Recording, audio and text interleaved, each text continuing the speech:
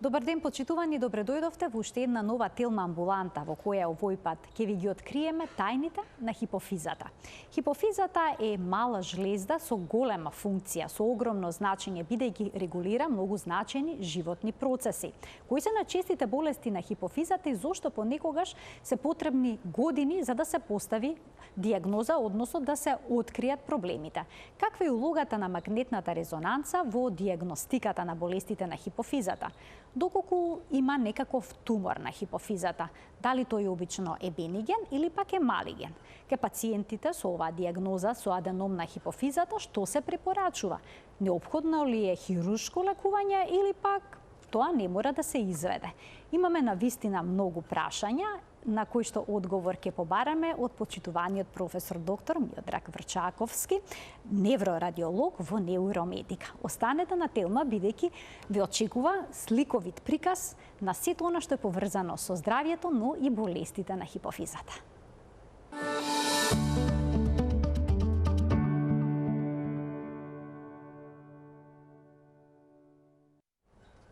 Професор доктор Миодраг Врчаковски, неврорадиолог во Неуромедика, е денешниот гостин во телма амбуланта, кој што ќе ни ги открие тајните на хипофизата. Професоре, добре ни дојдовте, добар ден, како сте? Со огромно задоволство секогаш учествувам во вашите емисии и навистина ми е мило и чест што еве уште еднаш имам можност да презентирам дел од мојата професионално секојдневие, така да го наречам тоа. Професоре, големо и нашето задоволство, верувам и на гледачите, бидејќи секогаш на еден прекрасен, сликовит, едноставен начин ни појаснувате на вистина сложени процеси и сложени структури во организмот. Па за кого ги правиме овие емисии? За професионалците? Не. За широката публика. Секој треба и мора да разбере. И јас како професор треба да се убијам ако тоа што го презентирам не го разбере широкиот аудиториум. Навистина, секогаш се трудам наједноставно и најлесно да го презентирам тоа што треба да се каже. Ајде денеска да ни појасните каква жлезда е хипофизата. Вела дека е многу мала. Што значи колку мала е оваа жлезда? И каде се наоѓа? Значи, како мајката природа и самата да определила почесно место за хипофизата, затоа што е таа лоцирана толкму во центарот на главата. Како и да гледате, ако гледате однапред, хипофизата е централно поставена. Ако гледате одстрана, исто така има централна позиција. Па хипофизата е главниот хормонален диригент. И хипофизата е исто така и главниот хормонален хармонизатор. Таа ги регулира сите функции на нашето тело. И уште нешто, хипофизата е исто така и главниот резервоар на хормони. Значи, да ви кажам дека хипофизата е всушност една љубовна приказна во која двајца млади, од кои едниот, девојката, е од пониските слоеви општествени, а другиот, момчето, е од повисоките слоеви, се обединуваат во центарот, тој центар на главата, во една зона, едно вдлабнување коскено кое се нарекува турско седло, за да продолжат понатаму во хармонија и љубов да ни овозможат апсолутно уживање во животот. Еве, јас вака ќе ви кажам. Ова овде што го гледате, практично е лежиштето, местото во кое е сместена хипофизата. Тоа е тоа турско седло? Тоа е тоа турско седло и личи на седло за јавање и затоа и се вика турско седло. Така. Во овој простор овде, во оваа соба ќе ја наречам, е живеалиште место каде што живеат две индивидуи. Едната индивидуа, ова, се вика аденохипофиза и се наоѓа во предниот дел од хипофизата, а другиот дел, овој, е неурохипофиза и се наоѓа вака во задниот дел од хипофизата. Тие не настануваат од ист родител. Значи имаат различно потекло. Овој дел, аденохипофизата, се раѓа од слузницата на грлото. Во овој сегмент долен има слузница, потоа од таа слузница, вака во овој дел се јавува една пупка, која постепено расте преку коскениот сегмент, всушност преку каналот во коскениот сегмент, расте кон хипофизата и ова што е долу се качува горе. Тука почнува множење на келиите низ еден процес што се вика процес на хармонизација и формирање на аденохипофизата до нејзино комплетно оформување. Истовремено, овој другиот учесник во приказната, неурохипофизата, таа потекнува од друга фамилија. Таа потекнува всушност од мозочните структури во базалниот сегмент од самиот мозок. И со време, како овој дел, аденохипофизата, влегува во турското седло и се развива, така горниот дел постепено се спушта од мозокот, се спушта, додека не дојдат во љубовна прегратка да бидат заедно во истиот стан. Ова е аденохипофизата, значи вака. Ова е аденохипофизата, ова потемно што е неурохипофизата. Сега, оваа брачна заедница, која е, како што ви реков, во апсолутна хармонија, има две функции. Предниот дел, аденохипофизата, е фабриката во која се создаваат хормоните. И таа има погони. Тоа е халата во која се одвива креирање, создавање на хормони. И таа хала или сала има 6 различни погони. Во неа се формираат 6 различни хормони. Задниот дел, неурохипофизата, не создава хормони. Таа е резервоар на хормоните што се создаваат на повисоко ниво во делот од мозокот што се нарекува хипоталамус, значи базалниот дел од мозокот, и тие хормони се депонираат овде. Тоа значи дека аденохипофизата ги создава, ги креира хормоните во своите погони, а неурохипофизата ги депонира хормоните во себе, таму се контейнерите во кои што се депонираат хормоните што се создаваат во тој долен дел од мозокот. Ајде, ако ви кажам хипоталамус, тоа за вас ништо не значи. Оваа хармонична заедница не може да функционира ако нема менаџерски тим што ќе ги координира сите функции.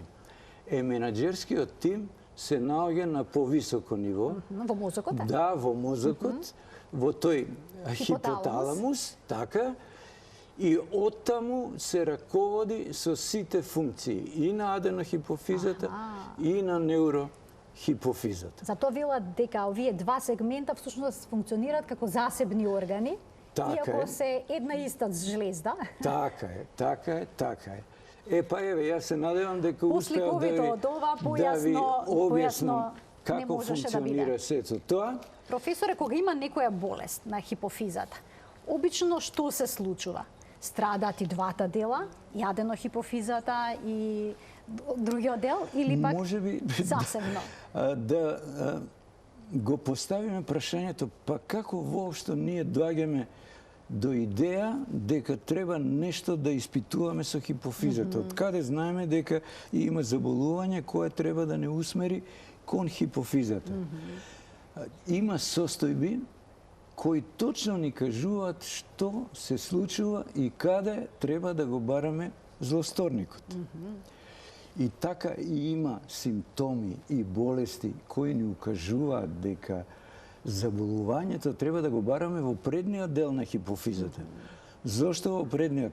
Зашто таму се создаваат хормоните што се одговорни за определено заболување. Ние веднаш знаеме по симптомите, овде треба да ја испитам хипофизата. Еве, најактуелно кај женската популација, и многу жени боледуваат од таа болест, на пипање или спонтано има истекување на млеко од градите. И сега се чудат од каде, како ја не сум бремена, како е можно да имам истекување на млеко. И веднаш се испитува пролактинот. Веднаш знаеме, вие треба сега да продолжите, бидејќи ја знаете проблематиката. Многу често е проблемот со пролактинот. Многу често. Така да веднаш се свртуваме кон хипофизата, веднаш знаеме дека треба да бараме некаков си тумор, микроаденом. Ајде веднаш на почетокот да ги утешам гледачите, да им кажам дека туморите на хипофизата се во огромен број бенигни. Може да кажам 100% бенигни и не го загрозуваат животот на пациентите. Се сметаат за тумор на главата? Тумор на главата, тоа е на мозокот? Многу брутален изразот тумор на главата. Тумор че на хипофизата, бидејќи самата хипофиза, знаете колку е голема? Колку едно зрно грашак, може би малку поголемо зрнце, личи на една помала црешка или вишна со рачка. Сега гледате овде, овој дел неврохипофизата има рачка. Така, и ова всушност. Еве, ова е петелката, рачката од овде ќе покажам. Токму така ова не ви личи на вишна или на црешка, баш така изгледа. Волуменот не е многу голем. Практично максималниот диаметар е околу 12, под 12 милиметри. Така да тоа е тоа. А јас сега нема да ви кажам што. Тогаш колкави се туморите обично на хипофизата? Имаме вака два типа на тумори. Едни тумори ги нарекуваме микроаденоми, тумори под 10 милиметри, и тие се микроаденоми. Ако ја надминат големината од 10 милиметри, ги нарекуваме веќе макроаденоми. И пак да ви кажам, 100% се бенигни. Но сепак се наоѓаат во централниот дел на главата. Може ли да притискаат на некои од структурите? Кога? Прво, како уопште настанува? Зошто се случува тоа? Така. Рековме дека фабриката во која се произведуваат хормоните е аденохипофизата. Па ако има зголемено лачење на некој од хормоните, еве пролактинот, тоа значи дека се јавува група на келии која произведува повеќе хормони од дозволеното. Тоа значи самите туморски клетки создаваат хормон? Самите туморски клетки. Кога може тоа да се случи, да се зголеми продукцијата? Па ако во една хала работат 150 работнички, се знае колкав ќе биде нивниот ефект. Ама ако во истата хала сега се зголеми капацитетот и работат 500 или 900 работници, ако имат машини, се разбира, ефектот ќе биде далеку поголем, продукцијата ќе биде далеку поголема. Па токму тоа се случува во хипофизата. Повеќе келии продуцираат повеќе хормони и нивото расте. Сега, што треба да правиме ние? Само да ве прашам, има ли случај кога туморите на хипофизата пак не создаваат хормони, само едноставно ја зголемуваат незината големина, да речем? Сите можни комбинации ги има. Најчести се туморчињата во хипофизата, аденомите, кои продуцираат хормони. Значи, то се функционални. Тие се функционални. Добар процент од нив се неутрални. Има тумор, ништо не се случува. Се е во најдобар ред. И тие ги нарекуваме инциденталоми. Значи, инцидентно ги сретнуваме, а има тумори што го намалуваат производството на хормоните. Значи тоа може да се случи. Да, тие не продуцираат хормони, ама растат. Го окупираат волуменот, тоа значи ја окупираат просторијата во која работат работничките, со работнички кои ништо не произведуваат. Цело време пијат кафиња, се буткаат, бројот им се зголемува, а оние што треба да работат, всушност не работат како што треба, јалово работат, затоа што нивниот број се намалува. Како овие растат, другите се потиснуваат. И работата стагнира, нивото на хормоните опаѓа. Значи, сите три комбинации ги. А може ли да се прошири овој тумор на околните структури? Апсолутно сте во право. Може и можно е, ако се надмине границата од 10 мм, има тумори што почнуваат да растат над хипофизата. Излегуваат од лежиштето, одовде излегуваат и почнуваат да растат нагоре. Не да бидат 2 мм, 4, 6 мм, 4 сантиметри може да порасне, 6 сантиметри може да порасне тумор на хипофиза, па да ги притисне околните структури на мозокот. Главоболки ќе се јават или некои потешкоти? Точно над хипофизата се наоѓа очната крстосница, место во кое очните нерви што излегуваат од очните јаволка се соединуваат точно над хипофизата и потоа пак се разединуваат секој по свој пат. Ако се појави тумор на хипофиза што расте нагоре, вон од низиното лежиште, тогаш тој растејки, ние велиме кранијално, кон горе, притиска на очната крстосница, притиска на очните нерви и се појавуваат проблеми со видот кој може многу сериозни да бидат до губиток на вид. Значи, слепило може да се случи. Апсолутно. Така да... Кога некој професорак има вакви симптоми, може да има главоболка или не, проблеми со видот и низа нарушувања различни, хормонски. Така. Обично каде се јавуваат пациентите, на невролог, на ендокринолог? Нормално дека на матичниот доктор кој треба да ги упати. Сега ги упатува на невролог, нормално. Па неврологот може да ги упати во зависност од тоа дали има испади со хормоните на ендокринолог, па се прави хормонален статус, па секогаш се нарушени хормоните? Не секогаш. Не, па се прави потоа дополнително испитување за да се стигне конечно и до магнетната резонанца. Каква е улогата во диагностиката? Но тоа не значи, само сака да ви кажам дека не значи се свртев да видам да нема некој слайд случајно. Па можеме да ги пуштиме доколку сакате, да ги можеме пуштиме, тука да ги видиме. Еве ги можете да погледнете. Да. Ова е токму одговор на она што вие ми кажавте. Ова е макроаденом. Голем аденом кој расте вон од лежиштето. Ја гледате на стрелка што е на средината. Гледате нешто над неа полулачно, вака што е извиткана, тоа е очната крстосница. Ова е макроаденом кој излегол од своето лежиште и излегол од турското седло и расте нагоре и прави сериозни проблеми. Можеме да одиме понатаму, следното да го видиме? Резонанца во еден Може да се клик. детектира веднаш. Да.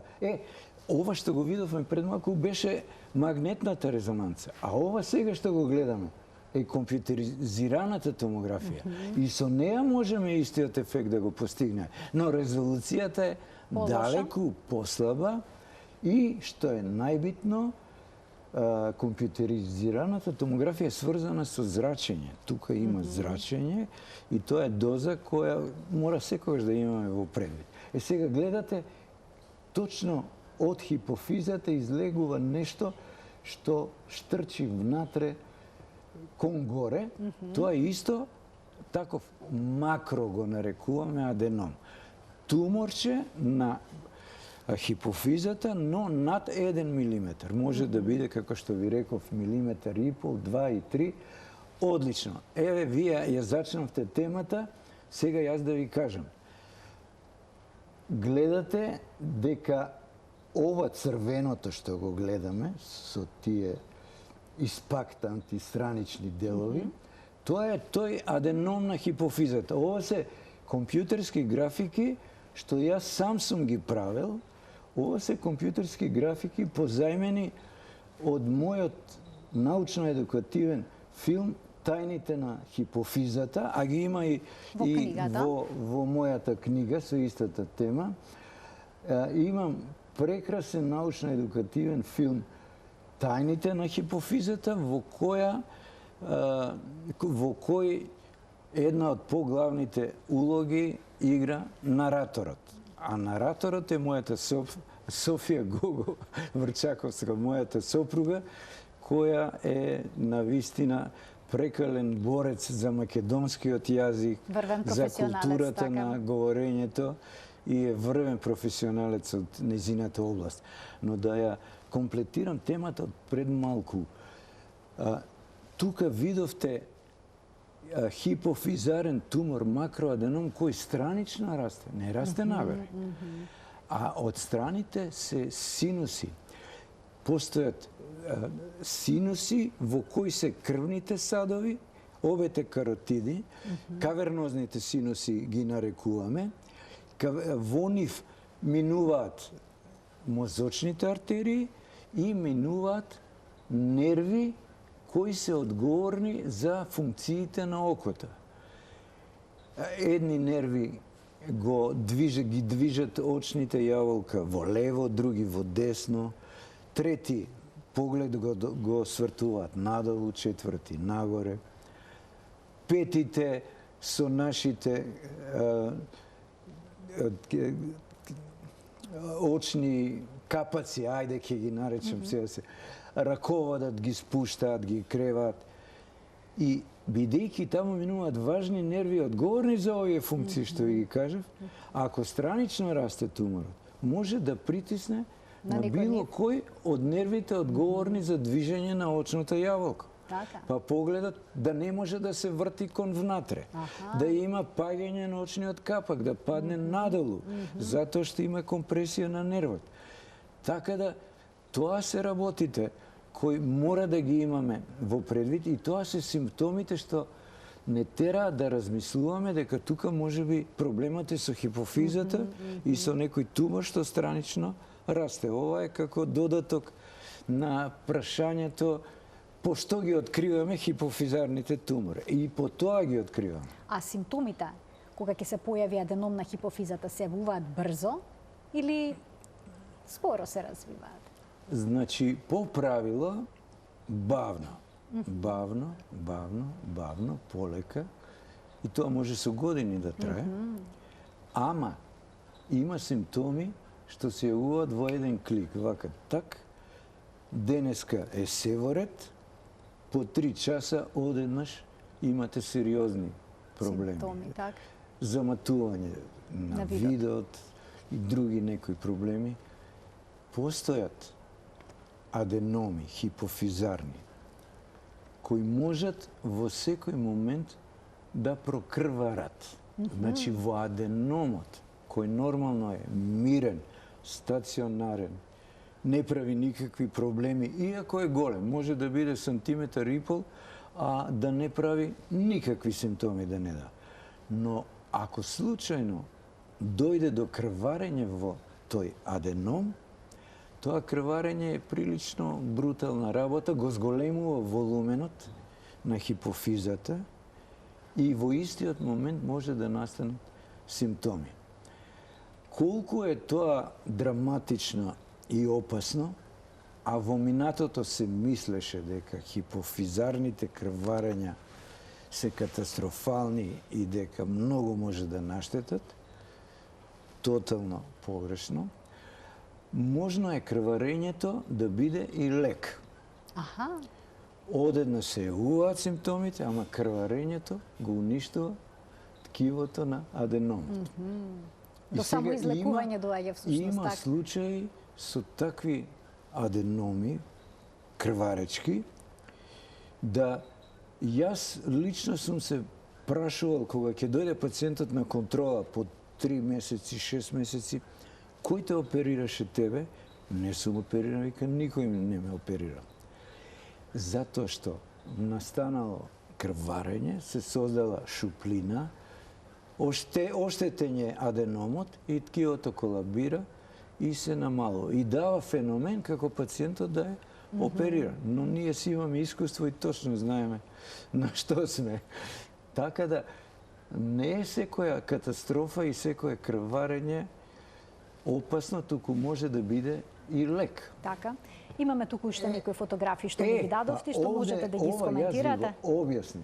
За тие брачни партнери, адено и неврохипофизата, еве како гледате една тупка излегува од дното, се качува нагоре, ја формира аденохипофизата, а неврохипофизата од озгора полека се симнува, влегува во турското седло, се обединуваат и настанува таа хармонична структура наречена хипофиза. Професоре, кога ќе добиете, односно кога ќе поставите диагноза некој аденом на хипофизата, од што зависи дали пациентот ќе го патите на хируршко лекување или ќе му речете ајде да ве следиме да видиме како ќе се развива состојбата? По правило најголем број од пациентите практично не бараат хируршка интервенција. Не е потребно. Едноставно. И покрито што имате аденом во хипофизата? Апсолутно. Рачунете 90% од пациентите. Дури 90%? Не бараат никакво хируршко лекување. Има точни параметри кога е потребно хируршко лекување.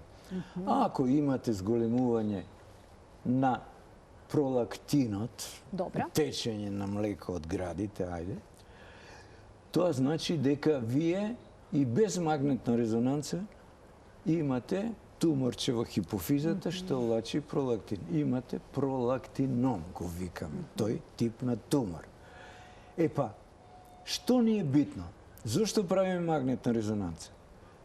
Да го видиме обемот, да ја видиме големината и да утврдиме дека не се работи за голем аденом, макроаденом над 1 сантиметар, туку се работи за помал аденом, микроаденом, и од суштинска важност е горната површина на хипофизата. Значи, овој сегмент овде, како се однесува? Дали е во равна линија или има волуменско зголемување на хипофизата? Ако овој дел горен има внатре во самата аденохипофиза таков тумор што има тенденција да расте кон горе, сега овде се јавува испапчување, а рековме дека над хипофизата има многу важни структури. Е очната крстосница. Ако е просторот над хипофизата окупиран и туморот се приближува до очната крстосница, ја допира, ние велиме хијазмата или едноставно речено очната крстосница, тоа е веќе алармантен знак. Мораме многу внимателни да бидеме. По правило, тие се кандидати за хируршка интервенција. Но, во најголем број од случаи, дури и кога станува збор за макроаденоми, тие што се над 10 мм, може и 12 мм, и 13 да биде. Но можно е да расте аденомот надолу, кон дното, тогаш е безопасен. Може да расте нагоре, но само делумно да го окупира просторот. Ако неа допира очната крстосница, секогаш имаме време за конзервативен третман. Што значи тоа? Што се зема? Тоа значи лекови? Да, таблети, бромергон порано или достинекс. Тоа се многу ефикасни таблети кои вршат супресија на аденомот и не само што го редуцираат нивото хормонално на тој хормон што е покачен, туку волуменски го намалува. Микроаденомот кој бил 10 милиметри, со терапија може да се намали па да стане 8, па да стане 6, 4, може сосема да се намали, може да исчезне, но најчест проблем и најчесто прашање од пациентите и најчесто барање што имаат проблеми со хипофизата, еве со пролактиномите, е колку ми е голем микроаденомот. Зашто на претходното снимање со Дали пораснал? Да, бил 8 милиметри. Сега колку е? Сега може би е 6 милиметри. Добро е. Има ситуации кога нема никакво намалување. Исто си стои на истата големина 6 милиметри, 6 милиметри, 6 милиметри. Ама нивото на хормонот е нормализирано. Хормоналниот статус е во ред. Така. И со адекватна терапија, значи со тој Достинекс, нивото е готово, регулирано и самата акција на аденомот е неутрализирана. Воопшто не е битно сега дали е микроаденомот 6 мм, 4 мм, 3 мм, 2 мм. Воопшто не е битно. Во крајна линија, па воопшто не е битно дали ќе го откриете вие микроаденомот. Му правите магнетна резонанца и велите на магнетната резонанца не се гледа никаков микроаденом. И што ќе кажете во заклучокот? Еве, направивме магнетна резонанца, нема микроаденом, значи нема тумор. Далеку е тоа од вистината. Туморче мора да постои. И тоа се крие некаде, во некој дел, само е невидливо. И можностите на магнетната резонанца, резолуцијата на методата е таква да не дозволува визуализација на тие најситни микроаденоми.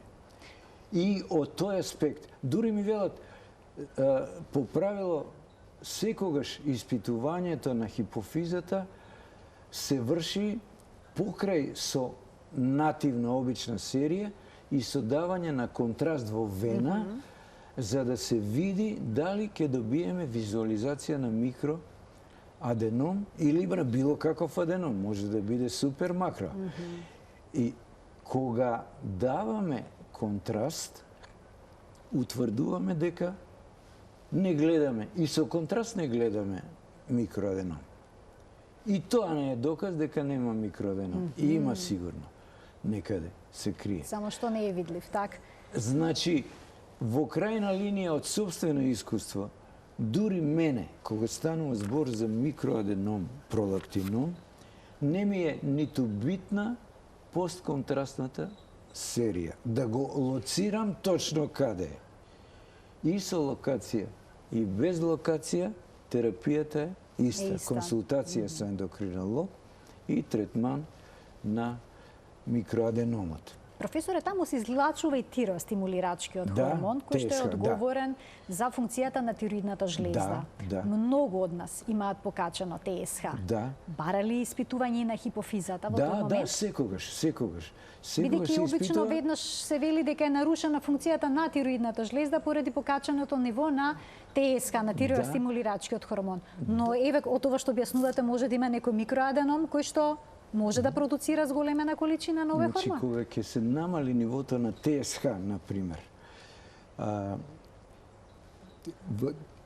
можно е да се случи, и така и се случува, да командниот центар, оној во хипоталамусот, добие информација дека ако е намалено нивото, на тироксин, и сега извршните келии, оние работничките во предниот дел од хипофизата, во аденохипофизата, што лачат ТСХ, добиваат наредба да ја зголемат продукцијата.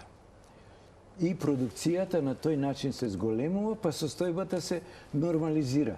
Ама, по некоја имперфекција на мајката природа, јадрата, тие центри, што ги даваат импулсите за лачење на за ТСХ, и јадрото за лачење на пролактин се едно до друго.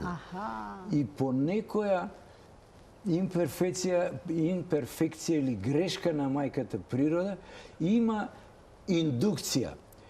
Па индиректно се зголемува и нивото на пролактин. И сега хипофизата се зголемува, набабрува, ама тоа зголемување е специфично. И ние, неврорадиолозите, го препознаваме. Тука има нешто што е одговорно за лачење на пролактин, ама не е тоа типичен аденом, не е лоцирано нешто повеќе централно. Тогаш ние знаеме што треба да направиме. Тогаш знаеме дека не е тоа вистинската интервенција. Така. Браво! Можеме сега и ова да го искоментираме. Сега да ви кажем што е чудото на мајката природа и што е чудото на достинекстот. Лекот што го даваме за да ги лекуваме аденомите на хипофизата. Гледате на горниот дел овој, нешто како печурка, бело, излегува од хипофизата и расте нагоре. Тоа е макроаденом, тој никако не е под 4 сантиметри, може би и 5.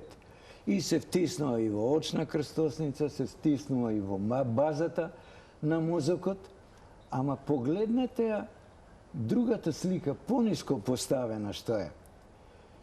Истиот пациент е. После колку време? Од 4 до 6 месеци разлика. Со земање на тој лек што го споменавте. Од земање на тој. Гледате некоја трага од тој огромен тумор. Не ви кажувам приказни, ова не е позајмено од некој учебника. Во мојата книга имам еден куп такви примери. Значи, може пред нашите очи да се стопи макроаденомат, да се намали до степен да потполно, сега само сакав да коментирам, потполно да се елиминира.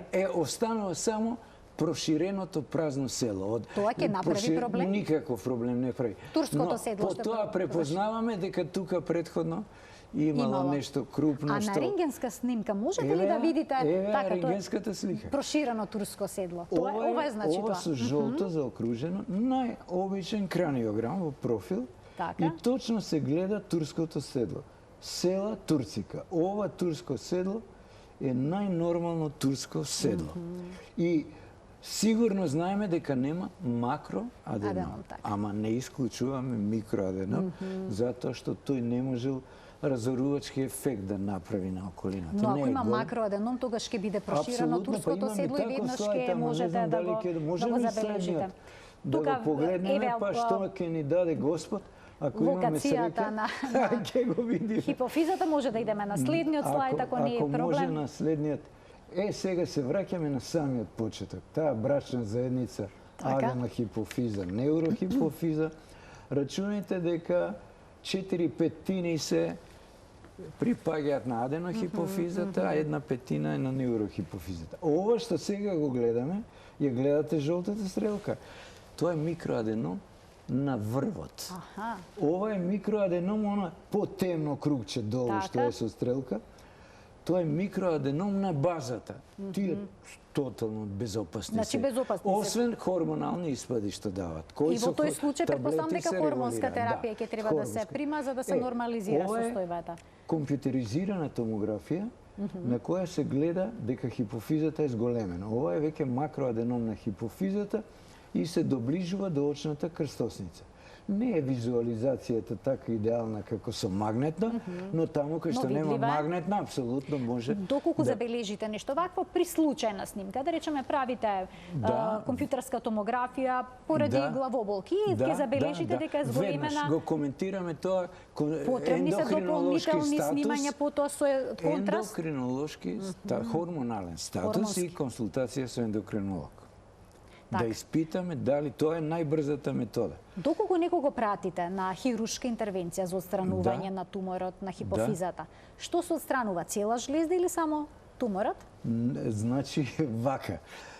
Има две методи на хируршко лекување. Едната е трансфеноидална, односно трансназална. Преку носот, имам и таков слайд, но не знам дали ќе стигнеме до него.